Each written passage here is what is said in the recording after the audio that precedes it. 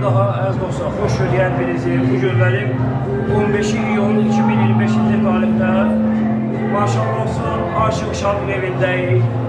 Allah həmişə aşığında elə gözəl şəngüllər qismət eləsin. Yəni kim toy eləmək istəsə, ən gözəl elə ağdaşımızın saraylarından biri olan Aşıq Şadlıq evində buyurub gələ bilərlər. Elə bugünkü nərməli qonaqlarımız da Elxan müəllim də Elnur xanım, xoş gəlmisiniz. Həmişə toylarda olasınız.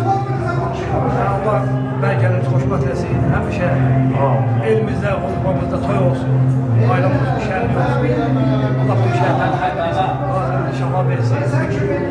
Maşallah gözəl toyumuz olsun. Toyumuzun axırında Elman mənim təşkil olmuş. Günün yolsa Elman mənim babası anaları toyuyor inşallah. Allah bütün suvarları toyusun.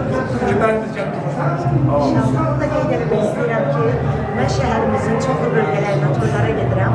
Mənim birinci dəfə Ankara gələndə elə Ayşə restorana gəlmişəm həqiqətən də. Buradakı necə deyim, qulluq, musiqi o qədər mənim xoşuma gəldi ki. Allah Elman müəllimə can sağ olun. Elə mənə təklif edən kimi mən qaça-qaça gəlmişəm şəhərdən, toyumat qaz edib gəlmişəm. Həqiqətən də çox gözəl yerdir. Sizlər də gəlin. Bəli, bir nömrədir. Sizlər də gəlin. Toyunuzu edin. Bizlər də gəlin. Hər şey möhtəşəm. Hər şey möhtəşəm maşallah. Gözəl Bir daha gözəl. Təqran qardaşımla, Xalis qardaşımla, xalalarını Allah xoşbəxt eləsin. Allah nəvət toylar qismət Biraz eləsin. bəyimiz xoşbəxt etsin. Həmişə toy olsun. Elman mənim inşallah. Elman müəllim, sağ olun. Allah sizi var eləsin. Sağ olun.